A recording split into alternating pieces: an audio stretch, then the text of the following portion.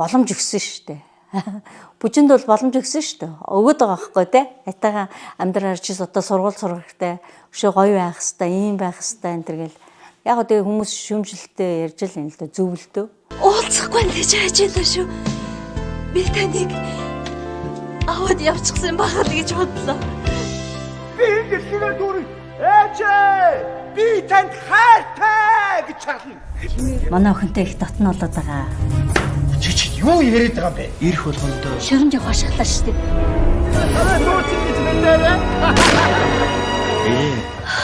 би ч юм. Энэ миний л буруу. Тайлыга чи гэрээс гаргаагүйсэн бол Одоо жүжигчний ажил бол өөрөө би кино драма анги төгссөн. Жүжигчний мэргэжилтэй. Энэ бол миний өөрийн жүжигчний мэргэжил.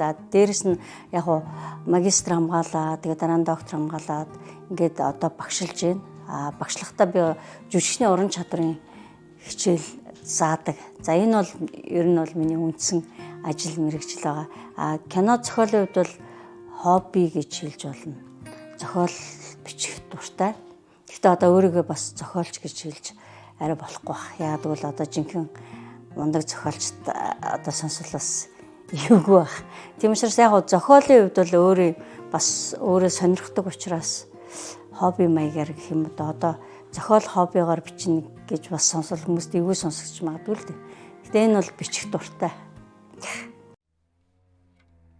Амьдрал надад зүү чиг санагдсан. Эшин шоп.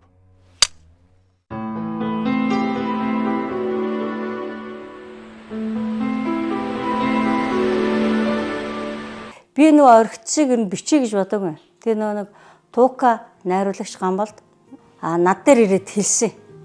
Та ингэ бичиж өгөхгүй. Тэгэхээр би нөгөө зохиол бичвэм би юу гэж бичиж байгаа юм бэ? Ямар амьдралдаа ингэ зохиол бичиж үзээгүй гээд. Тэгээ ирсэн чинь Тукагүй ер нь таныг би ямар ч гэсэн бичиж чадна гэж бодож байна. Та зөвхөн өөр ингэ нэг хүүхдийн эрхийг ингээ хүмүүс аяг зөрчдөг юм байдаг юм байна. Тэгэхээр энэ талын юм юутай ингээ тохирогч болсон ийм хүүхдүүд байдаг гэд. Тэгээ энэ талаар бичээч гэ. Тэгээ орхицыг бичсэн. Хүүхд их авчирлаа. Юу?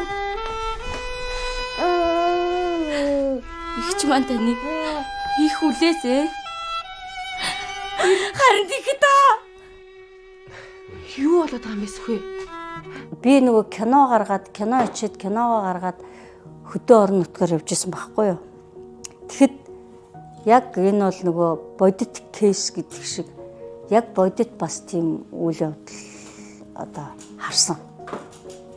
Одоо бүр ингээд нэг жоохон 1 2 3 настай хүүхдийг л ингээл нэг айлд нөгөө орон нутагт кино гаргаад тэр ч одоо айл аймаг юм бэ бас мэдгүй. Тэгээ явж хахад ингээл шууд нөгөө тэр айллынх нь одоо эмээн тэгээд ээжийнх нь ах эгч дүүнэр нь хүүхдийн аягүй адалдаг.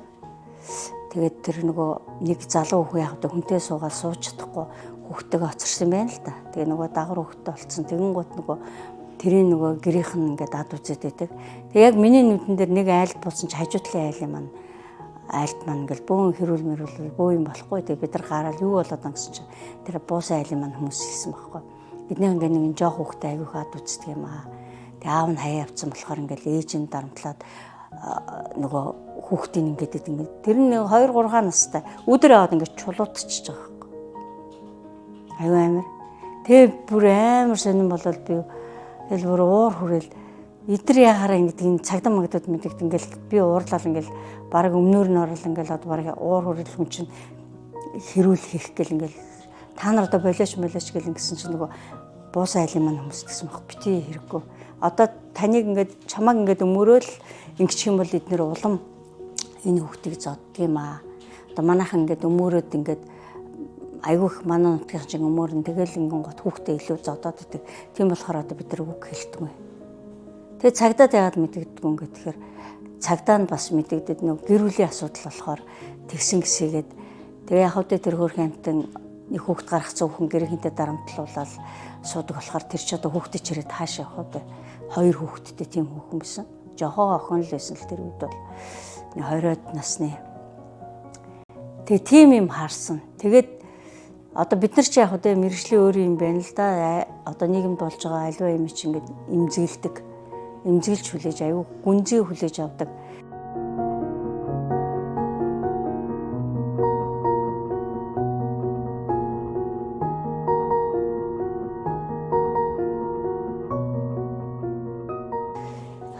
Мэдээж нөө манай ээж хоёр ч манай ээж чинь багшин дээд сургуулийн кино драмын анги төгсөн уулын жүжигчин найруулагч мэрэгчлээ. Аав бас найруулагч анги төгсөн найруулагч одоо хүүхд залуучуудын театрт манай аав чи 10 жил ажилласан. Дунд говийн театр, Дорн говь гэл аюул олон газар ажиллаж исэн. Багшин дээд сургууль кино драмын анги байхаас эхлээд багшилж исэн. Соёл урлагийн их сургуулийг байгуулахад бас багшилж исэн.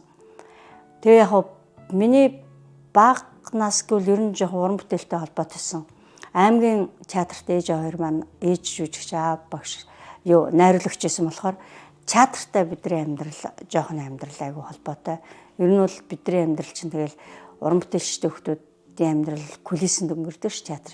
Тэгэхээр ер нь тэнд л айгүй байсан учраас яг багасаа л нөгөө дуу бүжиг жүжиг мүжигтэй холбоотой тэрийг одоо бүр айгүй сайн санахгүй ч гэсэн тэр дунд л өсч байсан болохоор айгүй их том нөлөөлөл болж исэн байх л гэж боддог.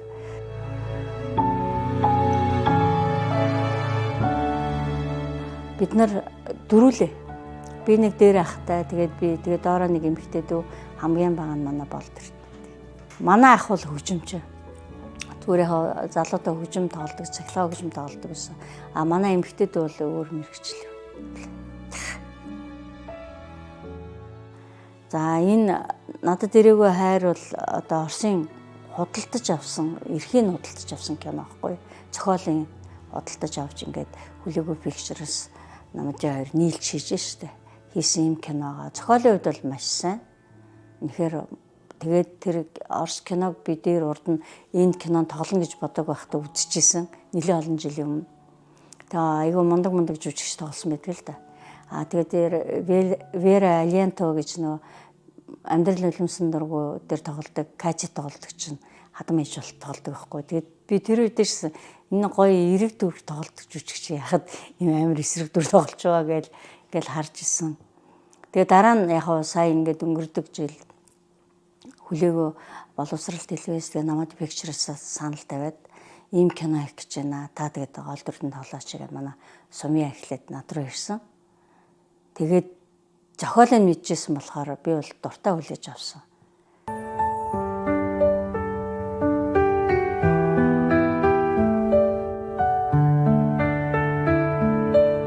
Тэгээ нөгөө сүүлийн одоо энэ 16 дугаар анги дээр гардаг баха. Одоо л гарах бах та.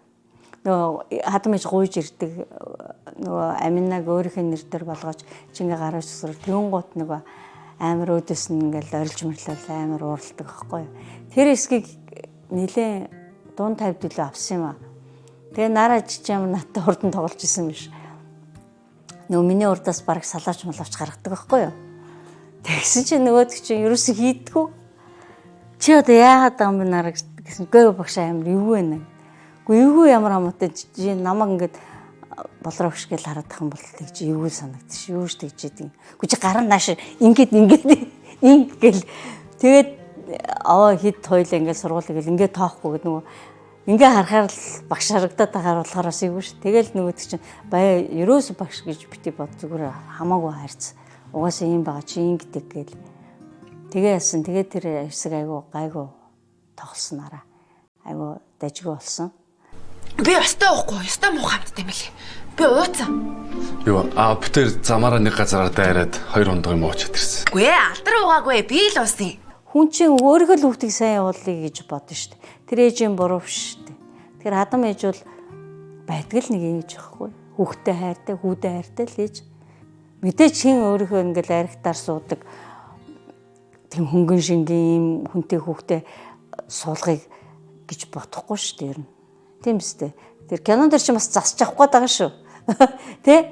Сургууль сураа, ингээ тэгээ чи тэгж болохгүй шүү, ингэж болохгүй шүү гэдэг байгаа байхгүй юу?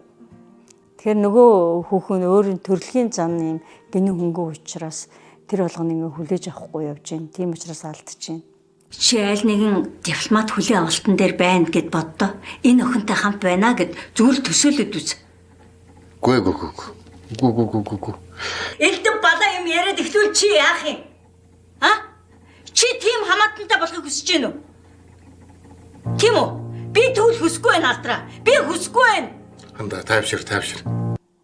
Боломж өгсөн шүү дээ. Бүжинд бол боломж өгсөн шүү дээ. Өгöd байгаа байхгүй те. Айтайхан амьдраар чи одоо сургууль сурах хэрэгтэй. Өшөө гоё байх хэрэгтэй, ийм байх хэрэгтэй энэ төр гэл. Яг гоо тэгээ хүмүүс шүүмжлэлтэй ярьж л юм л да зөвлөлтөө. Тэгэхээр тэр хүмүүс ярьж байна гэдэг чинь бол энэ киноос өөргөө биелүүлж байна л гэсэн үг. Зүгээр арга уулаа. Чи ямар сони юм те? Энэ хөргийг чинь тавхгүй. Үнхээр болохгүй. Та найз чи ирсэн байж тээ. Би наашаа ороод ир ой. Ороод ир. Юу нэ? Ажи оо. Өши наашаа ороод ир. Чи ороод ир.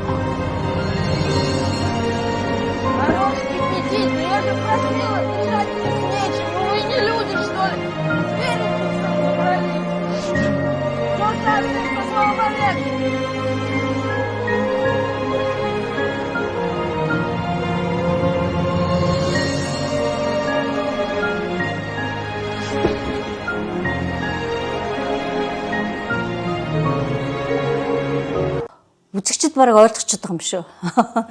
Ингэж бүжин шиг тэнэгтэж болохгүй шүү л гэл бүгдээр хөвчсөн юм шүү дээ. Тэгэхээр мэдээж хүн амьдралдаа гинэм байлаа гэхэд гинэм байж болно. Ер нь ямар ч амьдралд хөрлөө гэсэн тэр нь шантрахгүйгээр цаашаа явах хэрэгтэй юм байна. Буруу зам руу хүн ороход маш амархан юм байна. Нэг л мэдгэд өөрийн мэдлгүй ингээл гусаа явцсан байдаг юм байна. Тэгэхээр хамгийн гол надаа бүх зүйл дээр одоо харахад бол хүн ер нь жоохон тэсвэр төвчээртэй байх хэрэгтэй юм байна. Бас нэг юмыг ганцхан өнцгөөс өөрийнхөө өнцгөөс биш олон талаас харах хэрэгтэй юм байна. Зүгээр би өөрийнхөө дүрийн хувьд хадам ээжийн дүрийн хувьд харах юм бол хитрхи бас хүүхдийн амьдралд ингэж орж болохгүй. Тэ? Хүний амьдралыг хүн хичнээн чиний өөрийг чинь төрсөн хүүхд байсан ч гэсэн ингээл оролцоол чи ингэж яв ингэвэл болохгүй гэж оролцож ирнэ болохгүй юм байна. Тэр хүн чинь тэр хүнээ л амьдрал шүү дээ. Тийм биз? Тэр хүн өөрийгөө сайхан амьдрах чинь эхлээд тэр хүнд бас тийм одоо амьдрах эрхчлөөг нөх ёстой гэдэг юмыг бол одоо хадам ээжийн зүгээс бусад одоо хадам ээж болж байгаа хүмүүс ойлгосоо гэж бодож байгаа байхгүй юу? Тийм үстэй.